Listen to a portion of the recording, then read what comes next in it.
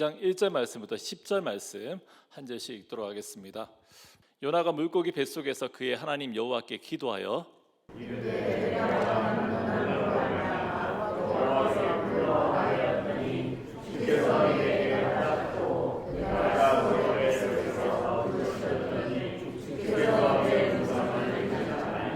주께서 나를 깊음 속 바다 가운데 던지셨으므로 큰 물이 나를 둘렀고 주의 파도와 큰 물결이 다 내 위에 넘쳤나이다.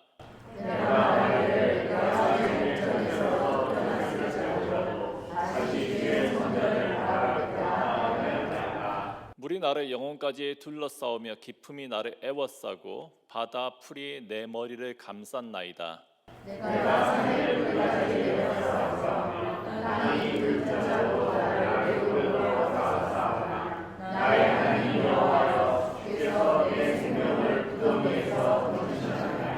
내 영혼이 내 속에서 피곤할 때 내가 여호와를 생각하였더니 내 기도가 주께 이르러 싸우며 주의 성전에 미쳤나이다.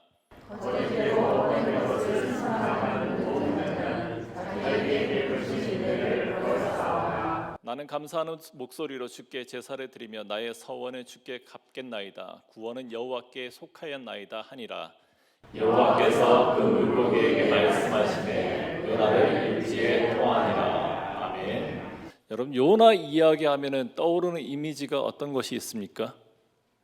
고래. 네. 또 요나, 고래 뱃속에 있는 요나. 우리가 어렸을 때는 저는 고래라고 배웠어요. 근데 말씀에는 분명히 큰 물고기라고 되어 있습니다. 사실 고래가 먹는 것이 참 이게 아이러니죠. 고래가 먹는 것이 플랑크톤이라고 그래요. 바다에서 가장 큰 생물인데 가장 작은 것을 먹어요. 이게 어떻게 그렇게 그러니까 플랑크톤이 있는 그 물을 갖다가 쫙 들이켜가지고 먹을 것은 걸러내고 물은 밖으로 내보내고 뭐 그렇게 한다고 동물의 왕국에서 봤습니다. 네, 그거는 뭐 이제 전문가는 아시겠지만 저는 이제 본대로 말씀드리고 있습니다. 어쨌든 큰 물고기와 또 요나 그 이미지가 딱 떠올라요. 그리고 아이들한테도 성경을 가르칠 때 주로 이 이야기를 가르치죠. 요나 이야기하면 물고기 뱃속에 있는 요나 이야기를 가리킵니다. 자, 그림 몇 장을 보여드리겠습니다. 먼저 첫 번째 그림입니다. 자, 1280년에 그려진 그림이래요.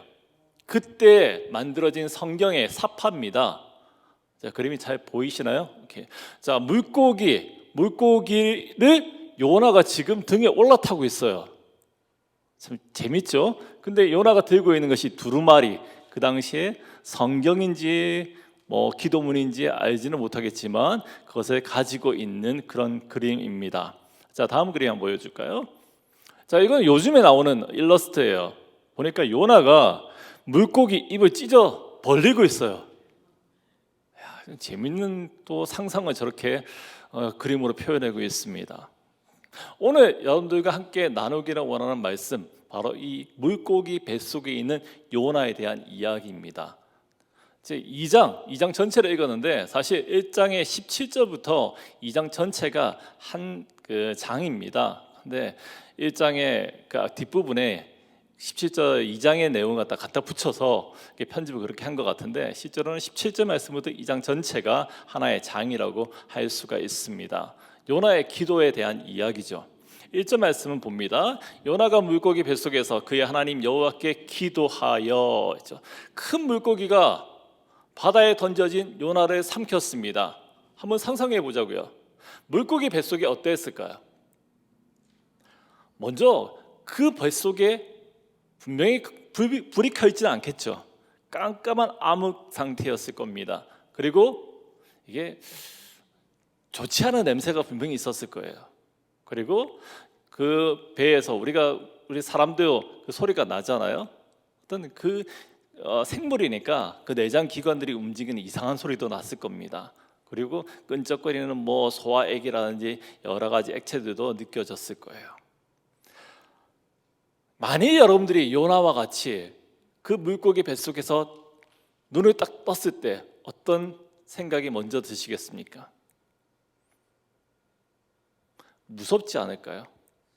아무것도 보이지 않는데 이상한 소리가 들리고 만져지는 것도 미끄덩미끄덩할지 모르겠지만은 익숙하지 않은 그런 느낌들이 있을 거고 공포가 느껴졌을 거예요.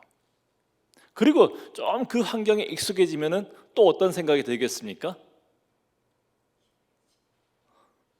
나와야죠. 살아남아야죠. 어떻게 사회 국리를 하지 않겠습니까? 그런데 그 상황 속에서 요나는 뭐 했다고요? 기도했습니다. 열악한 환경 속에서 기도를 하였다는 그 자체가 놀랍지 않습니까? 절망 중에 하나님께 감사의 그 찬양과 기도를 할 수 있다는 것, 요나는 분명 선지자 맞구나 하는 그런 증거가 아닐까 싶다는 겁니다. 2장은 이렇게 그 끔찍한 환경 속에서 하나님께 올려진 요나의 기도문입니다. 한번 읽는 것으로는 그 깊이를 다 알 수 없지만은 이 기도문 자체를 떼내서 우리가 읽고 또 읽어보면은 참 은혜스럽구나, 잘 썼구나, 그렇죠? 감동이 있구나, 어떤 그런 느낌을 받는 것이 사실입니다. 그런데 한번 보자고요. 지금 1장에서의 내용이 무엇이었습니까? 요나에게 하나님의 말씀이 임했습니다. 그 말씀은 민족의 원수 니느웨로 가서 다가올 심판을 선포하라는 겁니다. 회개하고 구원을 받으라는 그 기회를 지금 말하는 그런 사명이었습니다. 하지만 요나는 자신에게 주어진 그 사명을 감당할 생각이 없었어요. 그래서 요나는 그 길로 니느웨가 아닌 다시스는 요즘의 스페인이죠. 그곳으로 가는 배를 탔습니다. 그런데 그 배는 하나님께서 보내신 심각한 폭풍우를 만나게 돼요. 누구 때문입니까? 요나 때문입니다. 이렇듯이 1장 전체를 끌고 나가는 주제는 요나의 불순종입니다. 이런 분위기가 요나서 3장, 4장 계속 이어지고 있어요. 그런데 1장을 지나서 2장 우리가 읽은 말씀에서 요나는 어때요? 참 기도 잘하지 않습니까? 하나님께 감사하고 하나님 앞에 이렇게 신실한 종이 없을 만큼 정말 철저하게 순종하는 신앙인의 모습을 보여주고 있더라는 거죠. 요나서 전체가 하나님의 크신 긍휼을 이해하지 못하고 자기의 고집과 방식대로 살기를 주장했던 그 요나에 대한 이야기인데 2장만큼은 그렇지 않다라는 거예요. 그렇게 본다면 요나가 너무 이중적이지 않아요? 조금 전까지 하나님께 반대하고 도망갔다니까 하나님께 감사하고 찬양하고 있습니다. 어느 편이 요나의 진짜의 모습이겠습니까? 1장에서 요나가 성남 바다에 던져진 이유가 무엇이었습니까? 선원들이 너무나 무자비해가지고 그 당시에 인신공양, 마치 심청이처럼 성남 파도를 잠재우기 위해서 그 희생 제물로 요나를 던진 것입니까? 1장 12절 말씀 보겠습니다. 그가 대답하되 나를 들어 바다에 던지라. 그리하면 바다가 너희를 위하여 잔잔하리라. 너희가 이 큰 폭풍을 만난 것이 나 때문인 줄을 내가 아노라 하니라. 13절 읽어주시겠습니까? 그러나 그 사람들이 힘써 노를 저 배를 육지로 돌리고자 하다가 바다가 그들을 향하여 점점 더 흉용함으로 능히 못한지라. 아멘. 요나는 지금 스스로 죽으려 하고 있어요. 그가 신앙인이었기 때문에, 선지자였기 때문에 자기 희생을 지금 하고 있는 것입니까? 거룩한 순교입니까? 요나는 니느웨에게 긍휼을 베푸려고 하는 하나님의 뜻을 이해할 수가 없었습니다. 어떻게 원수의 나라를, 이방신을 섬기는 저 악한 민족을 멸망시키지는 못할 망정 구원을 베풀 수 있느냐 하며 적극적으로 선지자로서 그 사명을 감당하기를 거부했습니다. 그래서 요나는 죽음으로 하나님의 계획을 지금 막으려고 하였다라는 거죠. 그렇게 바다에 던져진 요나는 깊은 바다 속으로 내려갔을 거예요. 그 깊은 곳, 성경에서 기품이라고 표현되어 있는데 그 기품, 죽음이 아니겠습니까? 2절의 뒷부분의 고백과 같이 내가 스올의 뱃속에서 부르짖었더니 주께서 내 음성을 들으셨나이다. 아멘. 이 스올은 이 구약에서 히브리 사람들에게 있어서 심판, 연옥, 어떤 죽음을 의미하는 거예요. 그러니까 요나는 죽음의 거의 직전까지 바로 그 코앞에까지 간 겁니다. 그 순간에 하나님이 무엇을 보냈죠? 작은 물고기? 큰 물고기를 바로 그 순간에 보내서 요나를 삼켰어요. 살리신 거죠. 그래서 요나는 생명을 얻었으며 죽음에서 생명으로 넘어갔어요. 우리의 표현으로 구원을 받았다고 할 수 있겠죠. 내가 스올의 뱃속에서 부르짖었더니 주께서 내 음성을 들으셨나이다. 요나의 고백과 같이 살려달라라는 그 죽음의 그 순간에 하나님께 고백했는데, 구했는데 하나님께서 응답하셨다라는 거예요. 그런데 과연 그의 기도와 같이 그렇게 살아난 것이 그에게 구원이었을까요? 이게 우리의 질문이에요. 요나의 편에서 잘된 일인가요? 그토록이나 지금 요나 2장 전체에서 찬미의 제사를 막 노래를 올려드리고 있는데 그것이 그의 진심이었을까요? 요나가 죽으려고 할 때는 그 이유는 하나님의 계획을 따르기 싫어서였습니다. 죽어야지만이 원수를 살리려는 하나님의 계획을 막을 수 있다라고 생각했기 때문입니다. 그래서 요나는 다시스로 가는 배를 탔잖아요. 배의 밑바닥으로 내려갔어요. 또 바다의 깊숙한 곳으로 밑으로 빠져들어갔어요. 죽음이라는 인생의 절대적인 추락까지 지금 나아가고 있는데 그것은 하나님께 저항하고 하나님의 뜻을 막으려는 그의 몸부림이었죠. 그런데 하나님은 어떻습니까? 풍랑을 보내서 그 배를 막으시고 선원들을 보내어서 배 밑바닥에서 널브러져 있는 요나를 깨우시고 또 죽으려고 했던 요나에게 큰 물고기를 보내셔서 살리셨어요. 이렇게 요나는 기적적으로 살아났습니다. 아마 요나는 죽은 줄로만 알았는데 자신이 살아서 물고기 뱃속에 있음을 알게 되었을 때 어떤 생각이 들었을까? 죽는 것도 쉽지 않구나. 나 지금 죽어야 되는데 왜 살아난 거지? 왜 살려주신 거지?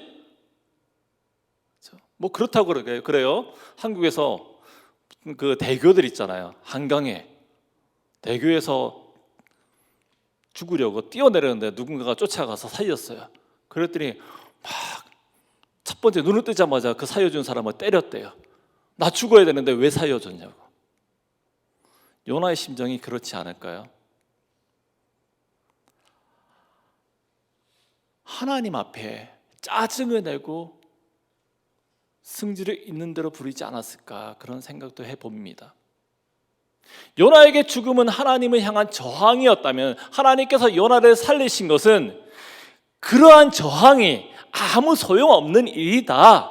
네가 까불어봤자 소용이 없다. 너는 내 명령에, 내 뜻에 순종해야 된다. 어디로 가고 있니?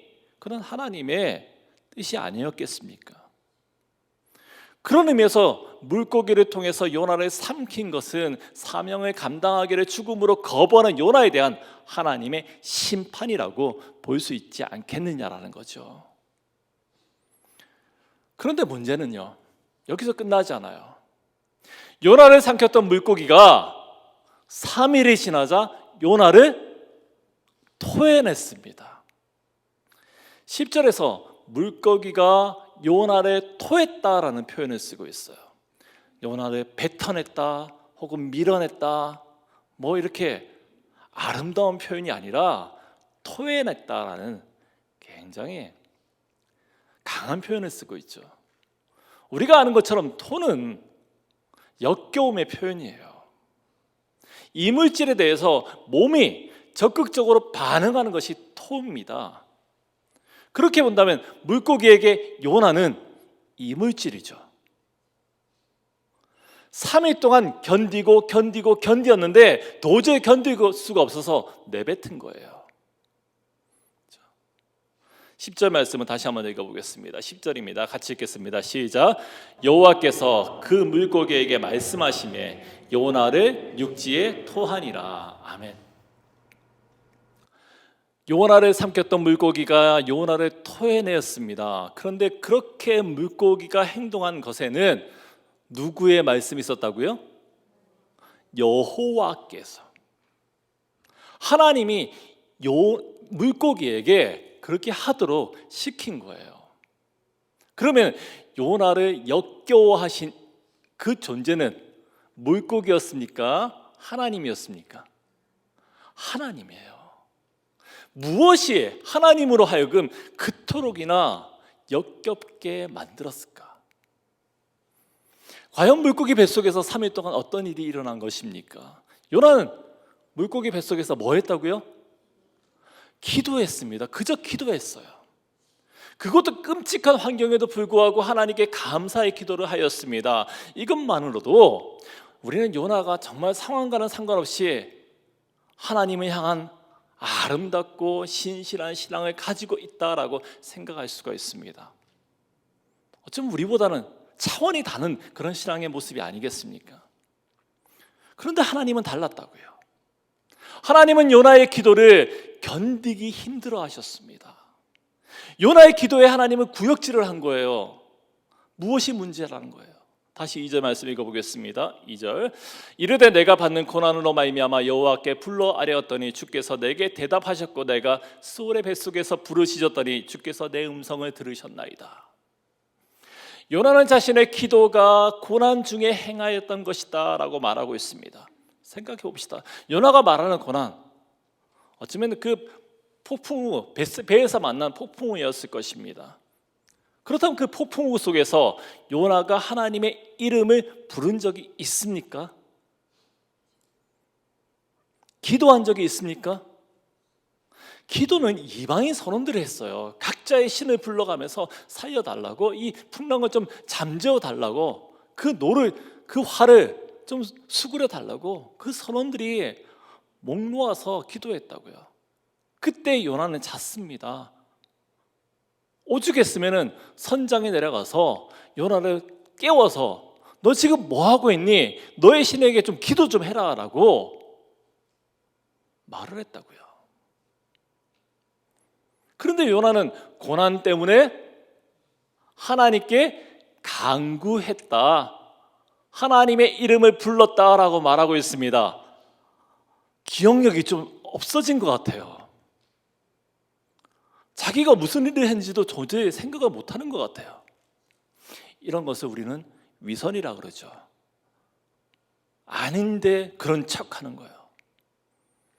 세상이 겪는 그 고난의 이유가 자기 때문인데 인정하지 않습니다.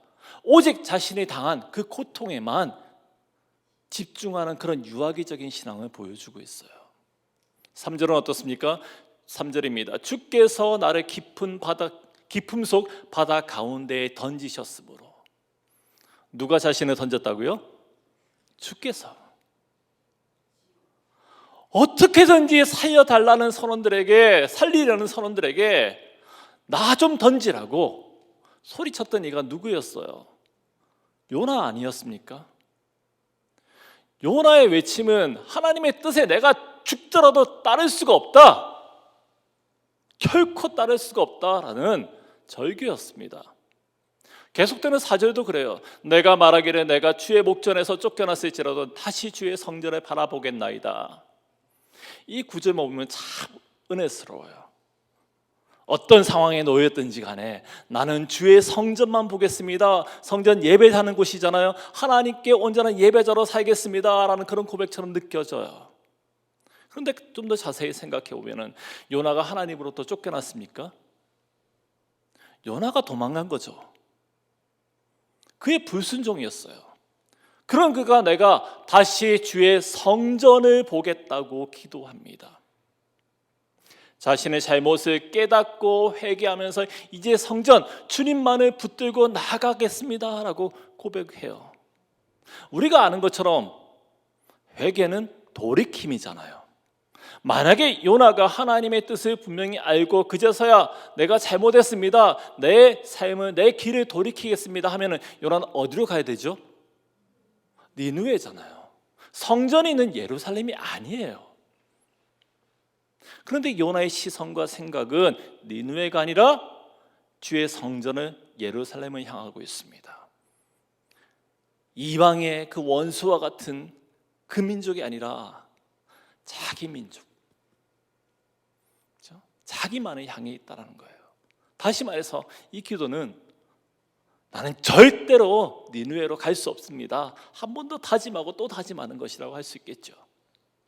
7절과 8절은 어떻습니까? 내 영혼이 내 속에서 피곤할 때 내가 여호와를 생각하였더니 내 기도가 주께 이르러 싸우며 주의 성전에 미쳤나이다.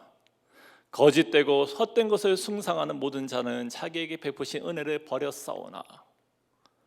요나는 심지어 내가 영혼이 피곤하여도 정말 지쳐 쓰러질 때도 하나님만을 생각했습니다 라고 기도해요. 과거에 내가 그랬다는 거죠. 자기 자랑 아닙니까? 내가 이전에는 신앙에 이렇게 기도했어요. 내가 40일 금식 몇 번을 했고요. 내가 있는 한 집 몇 채는 내가 다 하나님께 바쳤어요. 이런 식의 기도 아닌가요 지금? 내가 완전히 지쳐 쓰러지지라도 나는 온전히 하나님께, 하나님만을 위해서 살았던 인생입니다 라고 지금 자랑질하고 있는 거죠. 이 비슷한 기도가 누가복음 18장 12절과 13절에 기록되어 있습니다. 볼까요? 바리새인들은 서서 따로 기도하여 이르되 하나님이여 나는 다른 사람들 곧 토색 불이 간음을 하는 자들과 같지 아니하고 이 세리와도 같지 아니함을 감사하나이다. 12절 읽어주시겠어요? 12절 시작.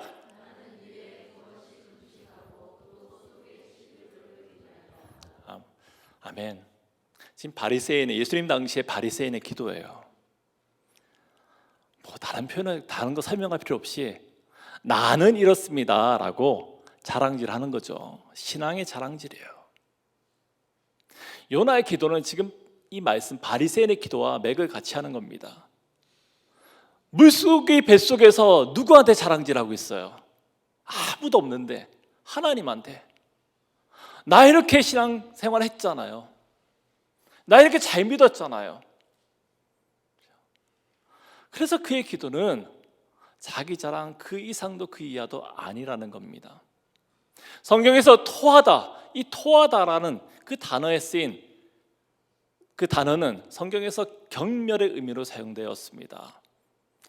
레위기 18장 28절의 말씀에서 땅은 더러운 거민을 토해내었다라고 표현해요. 욥기에서도요, 악인의 부유함도 결국에는 토함을 당할 것이다 라고 쓰고 있습니다. 하나님의 명령을 따라서 물고기는 사명을 끝까지 감당하기를 싫어하는 요나를 삼켰습니다. 그런 하나님의 뜻에 대해서 요나의 태도는 신앙으로 도배를 했지만 결국에는 자기 자랑이었죠. 신령한 말로, 아름다운 은혜스러운 말로 포장을 하였지만 그 속에는 교만이 있었고 위선이 있었습니다.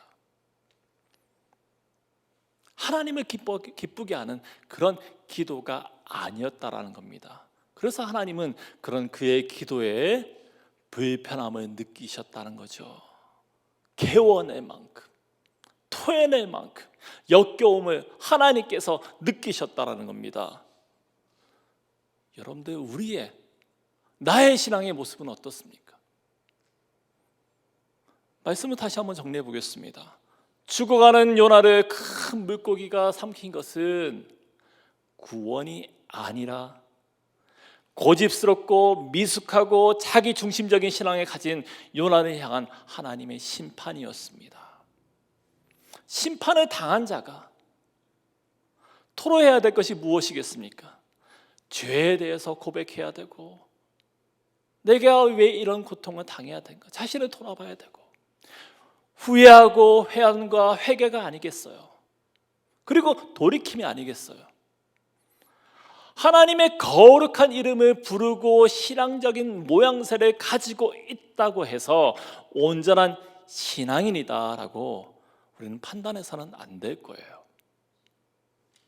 하나님은 우리 심령에 숨겨진 부분 구석구석을 면밀히 알고 계시는 분이십니다. 세상은 우리를 향해서 거룩한 자다, 어느 교회, 함께하는 교회 열심히 섬기는 집사님, 권사님, 장로님, 목사라고 이렇게 열심히 정말 아름답다라고 평가할지 모르지만 하나님은 다르게 여길 수 있다라는 뜻입니다.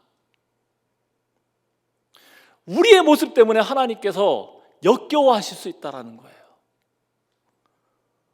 어제 어느 모임에서 이런 이야기를 들었어요. 골프장에 가면은 여러분들, 저는 제 골프장을 구경만 했지만 거기에 타고 다니는 제 카트를 타본 적은 없어요. 근데 카트를 타야 된다 그러더라고요. 근데 카트를 타면은 그 카트가 가는 길이 있죠. 근데 다른 길로 가면은 카트가 움직이질 않는데요.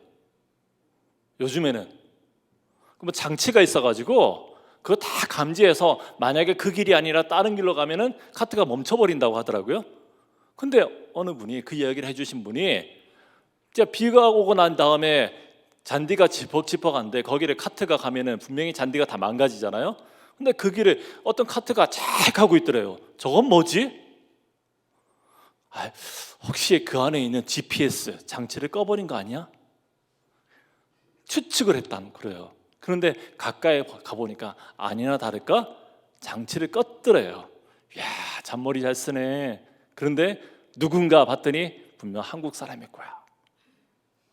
근데 옆에서 하는 말이 집사님, 권사님. 그걸 보면서 본인은 엄청 창피하고 부끄럽고 그런 걸 느꼈다라는 이야기를 나누어 주었어요.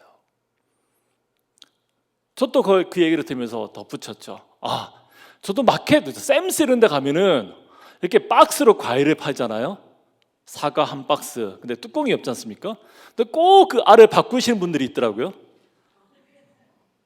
그렇죠? 상한 거 바꾼 거 그럴 수 있을 수 있잖아요. 근데 크기가 조금 작아 보여요. 조금 덜 익어 보여요. 열심히 바꿔대. 어떻습니까? 그런데 그게 열심히 하나님 앞에서 칭찬받는, 세상 가운데 칭찬받는 그리스도인의 모습이라면 하나님이 어떤 생각이 드실까요?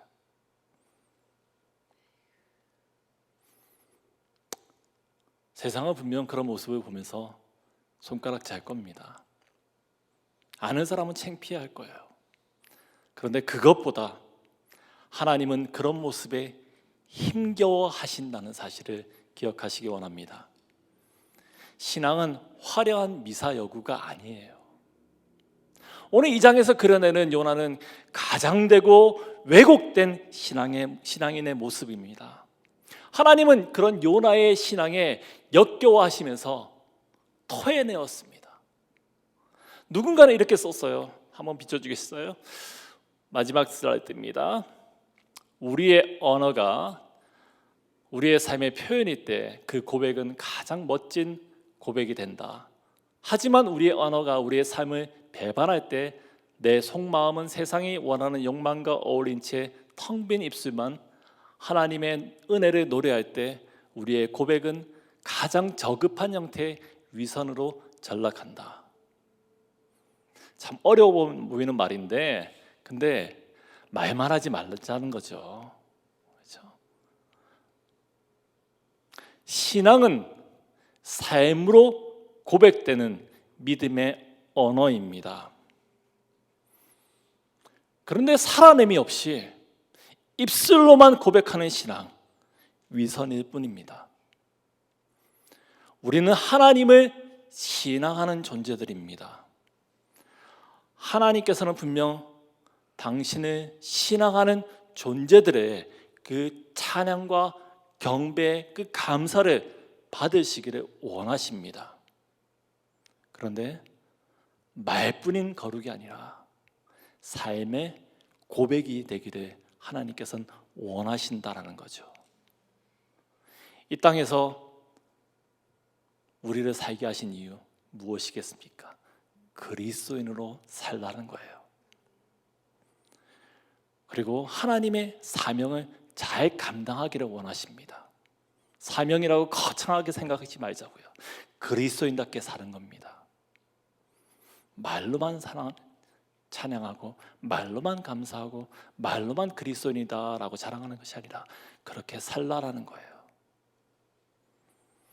그런데 공허한 말과 몸짓으로 하나님을 노래할 때 우리의 고백이 아무리 화려하다, 와 정말 그 기도문 대단하다, 그렇죠? 정말 저렇게 열정적으로 찬양한다, 정말 저렇게 말씀을 잘 나누고 전도한다, 그렇다 할지라도 우리의 심령 구석구석을 아시는 그 하나님은 어쩌면 토해내실지도 모른다는 사실이에요. 그 사실에 우리는 두려움을 가지고 오늘 우리에게 주어진 이 그리스도인으로서의 이 삶을 잘 살아내기를, 또 긴장하면서 살기를 간절히 축원합니다.